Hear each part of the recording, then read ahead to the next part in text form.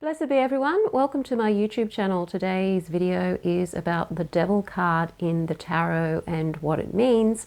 Before we dive in though, I'm Sandra from mysterywitchschool.com, author of Crafting Your Wiccan Path. If you want to know more about Wicca, witchcraft, shadow work and the tarot, hit the subscribe button and the notification bell so that you don't miss any videos. If you want to learn to become a confident tarot reader, then take a look at my new course called The Confident Tarot Reader. There's a link to it in the description field below this video, and you can sign up at the time of this video or afterwards. It doesn't actually matter when you sign up for the course. If you're interested in becoming a confident tarot reader, then it will be the course for you. So the link is in the description field below this video. Today I wanted to talk about the devil card in the tarot. And the reason it came up, I guess, the devil, was because just recently on a live stream that I did, we were talking about how back in the day, not that long ago, a lot of children who were left-handed were discouraged from using their left hand to write with because it was believed to be the hand of the devil. And in some communities of that still adhere to this religious ideology, they are even still doing it, which is pretty scary. So I thought I'd talk about the card, the devil card, because often, what this card often talks about too, is that the very thing that we're afraid of, the very thing that we're obsessed with, we actually become. And when you're looking at these extreme ideologies, and in this case, religious ideology where children weren't allowed to write with their left hands if they were left-handed, you're dealing with people who are so obsessed with evil and this devil character that they end up acting that way themselves and becoming basically the devil in the way that they act. So this card is a bit of a warning of that in many ways. This, the whole tarot deck, of course, came out of the European sentiment. And so the European sentiment for quite a few hundred years has been of a Christian orientation. So that means that the devil pretty much has that connection in the tarot to the concept of the devil as the devil appears in Christianity. But there's so much more to this card than just the role of the character of the devil in the Christian mythology. It is really about this part of ourselves, the ego part of ourselves, the fears within ourselves, the inhibitions, the addictions, all of the things that cause us problems, you can equate to the metaphor of the devil. So the metaphor, if you're looking at the devil as a metaphor, he exists in a lot of other religions as well. For example, in Buddhism, the devil would be very similar to Mara, and Mara is the personification of ignorance, or the metaphor of ignorance. And so the devil card can signify just our own ignorance of ourselves, not knowing who we really are, we don't know thyself, and the ignorance of the truth of how reality really is. So when you're looking at the devil card, you can see you've got that classical sort of character that the Christian mythology sort of took from Greek mythology, that connection to Pan, who has absolutely no connection to the Christian devil whatsoever. It's just that that image of Pan was taken from Greek mythology and then placed into the Christian mythos. But this character symbolizes this part of ourselves, or fundamentally ourselves, that keeps us chained to our fears, keeps us chained to delusions, keeps us chained to addictions, keeps us chained to that which is not real. And this chaining is really something that we end up doing to ourselves in the end, because of the way that we are programmed to see ourselves and the world around us. When the devil comes up in a reading, that can either mean that you're doing it yourself, or the querent's doing it themselves, or that there's another person in their life or a situation in their life that is creating this problem for them. So it could literally represent a person who is incredibly controlling and possibly quite devilish, in and of themselves, or a situation in which the person feels like they are chained, as in these two here, are chained to a situation or circumstance that they can't see their way out of, and it's of course causing a lot of grief. When you look at the card, you can see that there's the bat's wings there too, and bats are creatures of the night and are pretty blind, and so they navigate a lot through sound. The interesting thing about the metaphor that I pick up here is it is like that. It's like we can't see anything.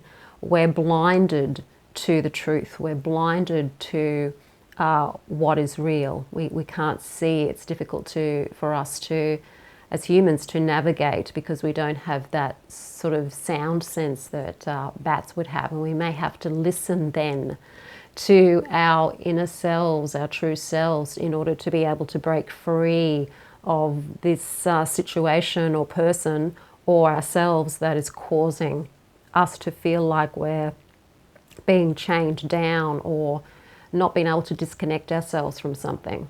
The two characters here are chained to the cube that the devil character is sitting on. And the cube is a symbol of the manifest world. So this can mean that the people in general are being too materialistic. And by materialistic, I mean they're just caught up in the material world of what you can see, taste, sense with the five senses. And that materialism originally means that you don't believe in that there's a spiritual reality or that there's another reality apart from what you can weigh and measure. And this cube symbolizes that being stuck in this materialist view, that the only reality is the reality that you can touch, that you can smell, that you can taste, that you can weigh, and that you can measure.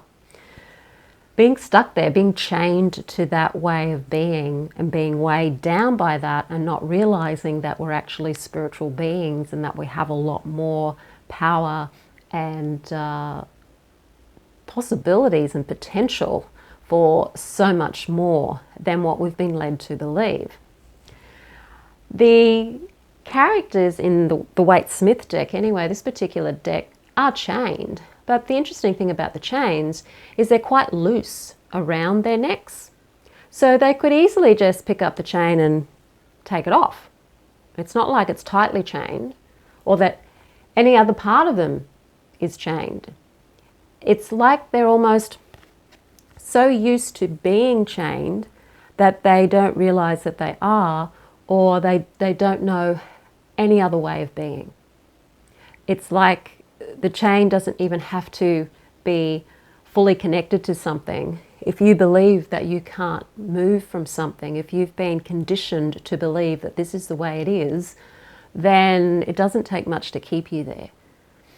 So the truth of this card is you could easily take those chains off. You don't have to stay chained there. It's really our own, it's ourselves that are keeping us chained to that person, to the situation. You still have a little bit of the as above, so below gestures here with the hands, although the hands aren't really sort of indicating as above, so below the way the magician is. But you can sort of see that that's still indicated in this card, that we have to understand that what is up here is what we often manifest in the world, and that our spiritual being is actually also manifest here in the material world. So the as above, so below is still there. It's just that the focus is on the below, believing that there is no other than what we can see, sense, taste, and smell. There's darkness in the background too, which simply indicates things that are hidden, things that we can't see. So it's not so much that it's about the classical concept of evil, that there's this evil being out there necessarily. It's about, the card really means it's either, in a reading, either a person who is somehow controlling or that you feel controlled by, who could be quite sinister, or it's a situation that you feel has got you in this position of being chained, or it could even indicate that you're the one doing the chaining too. You could be the devil in the reading, or your client could be the devil in the reading too.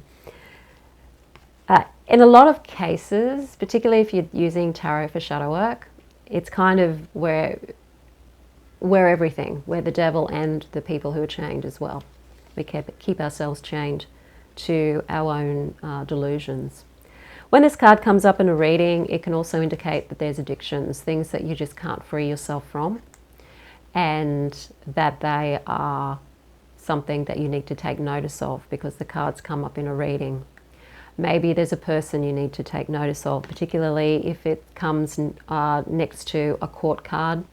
It could indicate that that person is demonstrating that they're either in the situation of feeling controlled by something else, or kind of being chained to something or someone, or that they're actually doing that themselves. So it really just depends on where it comes up in a reading. It's quite a loaded card, and it is sort of designed, I guess, to look quite sinister and scary, because we need to realize that it's a serious thing. We hold ourselves back, and that's stopping, you know, when you hold yourself back, it's stopping you from really being who you truly are and realizing who you really are, and you don't want to do that. So when you see this card come up in a reading, it's time for some shadow work perhaps. Also some sort of confrontation with where you're allowing yourself to be chained to a situation or a person, or maybe you're the one who's trying to control everything. Maybe you're trying to control other people or situations too much. Often with magical folk, we tend to go to magic to solve all of our problems, and magic can't solve all of our problems. And often we get into this rut of thinking, I've got to throw magic at everything, I've got to control everything, and I can control it with magic. And the devil card can sometimes be a reminder that you can't control everything with magic, that sometimes you do have to let go and surrender and just trust that anything that you have put out there to solve a situation is going to be okay, it's going to work out. That there are things within ourselves that we often need to change in order to change our lives, that magic can't do everything. And so we have to let go of control and trying to control everything and everyone with magic, which isn't necessarily an easy thing to do. There are many ways to read the devil in a reading.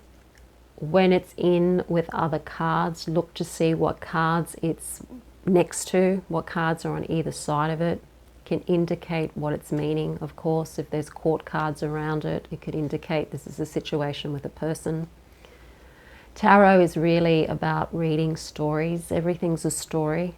We dream in stories, we live in stories, and so tarot is about understanding and reading stories using the pictures and the numerology and anything else associated with the images on the card. So find the story in this. You could even think about, well, how did these two people come to be in this devil's lair, you know, like how did they get there, and what are they going to do about their situation? And what do you think maybe the devil character is? What's his purpose? You know, what's his function? You know, everything has a function. So what's the function of the character there who appears to have these two chained up rather loosely?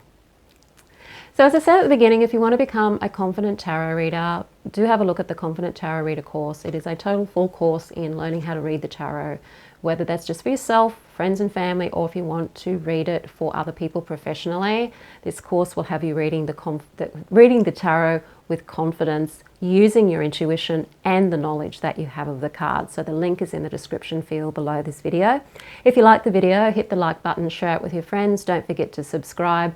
I'm Sandra, and I will see you on the next video.